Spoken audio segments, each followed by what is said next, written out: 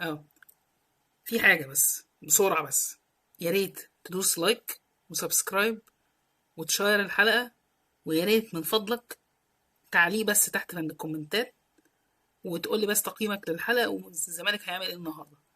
هو اللي انا هعمله النهاردة بس هتكلم على حوار ارتروس اللي مجنن الناس ده. بس يلا بينا نشوف.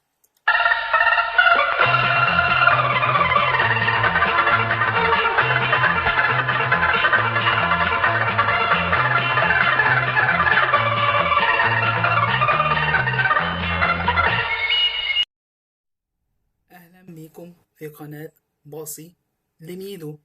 عايز بس احب اوضح بس شوية حاجات. كان في حاجات احداث حصلت الوقت القصير النهارده دوت.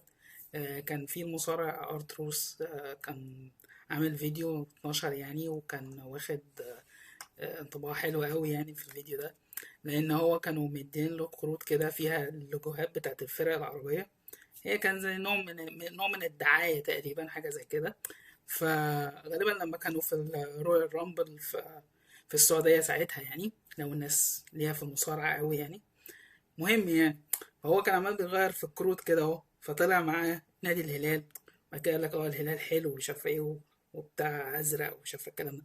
بعد كده بعديه جه اللي هو اللوجو بتاع الزمالك. قال لك ايه ده، لوجو جامد، لوجو مش بيشدني كده. فمسكه كده، هو قال لك ده ايه ده راجل فرعوني ماسك قوس وسهم، تحسه كده ثابت، تحس كده ان هو قوي. فقال لك طب خلاص انا اقول بيك الكارت ده. بعد كده على طول كذا كارت كده. بعد كده جه النادي الاهلي، قال لك لا ماشي اه ده حلو مش عارف ايه ونسر وبيطير، بس الراجل بتاع القوس ده ممكن يروح راشق السهم في النسر. فقال لك لا خلاص مش عايزه. مهم يعني انا بتكلم على ايه؟ في الاول في الاخر احنا بنشجع الزمالك عشان اللوجو بتاع الزمالك. من الاخر اللوجو يشدك، اللوجو تحسه ان هو فعلا آه، منبهر بيه. لوجو فرعوني، لوجو يرمز للقوة والاهداف اللي انت عايز تحققها في حياتك. لو في الاخر هو قوس وسهم، قوس وسهم. انا مش عارف الناس بتتضايق ليه من القوس والسهم، بس يعني قلت بس اطلع بسرعه كده هو تتكلم عن الموضوع. والناس اللي هي مش عارفه ارتروس اصلا، ارتروس اصلا كبير في السن، عنده تقريبا 47 سنه. كان بيلعب في المصارعه، يعني كان متواجد في ماتشات آه، طول الوقت. بس هو ابتدى لما ابتدى يكبر وكده، هو كان بيستخدموه دايما في سيجمنتس، او زي ما بيقولوا في المصارعه بيبقى برومو.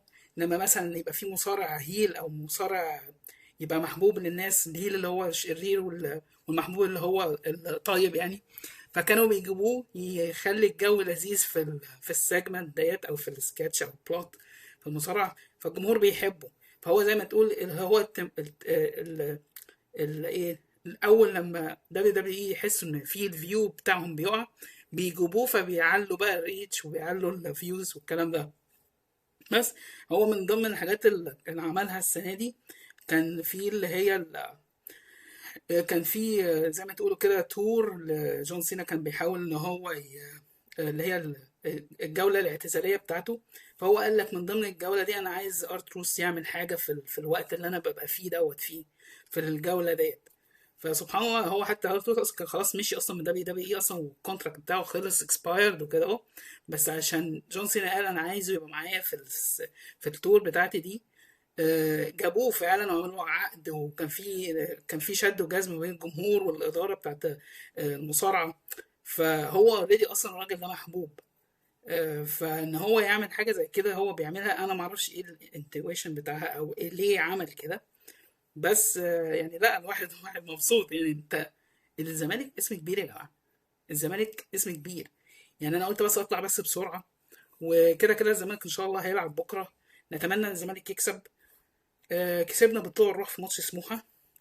كان في تحفظات على الأداء، بس اللي أنا بتكلم فيه دلوقتي الزمالك محتاج يكسب بكرة بأي طريقة، بأي طريقة يعني.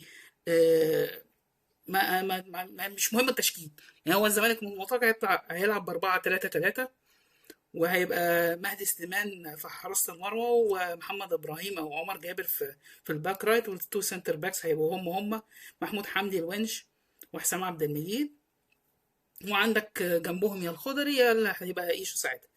في خط النص هيبقى معروفة، هيبقى عندك اسامه، وعندك محمد السيد، وعندك محمد شحاته، وقدام عدي الدباغ وسيف الجزيري، وجنبه احمد شريف. وانا احب ان معتمد جمال يبتدي بناصر منسي، لان ناصر منسي في تقدم في ادائه، وابتدى يرجع لفورمته، لان هو كان اوريدي بعد ما اتجوز وكده ابتدى يزيد في الوزن، وبعد كده راح ابتدى يعمل تدريبات تأهيلية، وبعد كده ابتدى يخس، فرجع تاني لفورمته ناصر منسي اللي احنا نعرفه. فبس انا قلت بس اطلع بس كده بسرعه، لان لما قريت الموضوع ده فعلا ده مسمع. يعني انا حتى انا نزلت فيديو بسرعه كده اهوت عن الموضوع ده، لان هو فعلا مضحك. يعني ناس كتيره متضايقه، انا مش عارف متضايقين ليه. كل واحد بيقول له على رايه، في الاول وفي الاخر ده قوس وسهل، واحد بيعمل اهدافه، فالموضوع ما يضايقش. آه، مش هطول عليكم، واحب ان انتوا تعملوا لايك وسبسكرايب وشير، وان شاء الله في فيديو باذن الله. ماتش بكره على طول، اول ما الماتش يخلص على طول في ماتش، في فيديو تحليل على الماتش. وان شاء الله المفروض الزمالك يعمل ايه في ماتش سيراميكا كليوباترا ان شاء الله، بعد ما نكسب كايزر شيف. ايه كايزر شيف ده كمان؟ هو احنا هنعمل عيش كايزر؟ فما علينا يعني. فان شاء الله خير، واشوفكم ان شاء الله بكره باذن الله في فيديو تحليلي جديد لماتش الزمالك وكايزر تشيف. وان شاء الله نبتدي نقول الزمالك المفروض يعمل ايه في ماتش سيراميكا كليوباترا. شكرا.